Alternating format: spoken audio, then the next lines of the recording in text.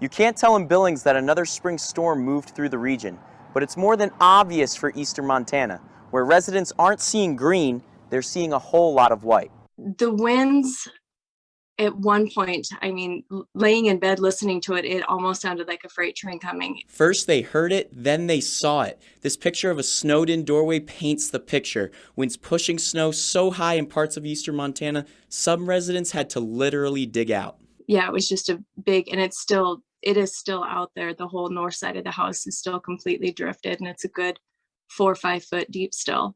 From closed roads to downed power lines, the storm took its toll. Ranchers were also working overtime just trying to keep young livestock alive. Of course, it's hard on them getting these, they call them calf killers, but definitely have needed this moisture.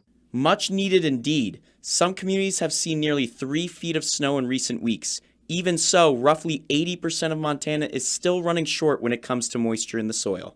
This moisture has been an absolute blessing. A blessing for some, a headache for others. Randy Seeley's best advice? You might as well embrace it. So everybody got dressed, and when I came walking around the corner, here's 4 kids that had already turned it into a slide and just sliding down it before we got there. Near Baker, Matthew Hidalgo, MTN News.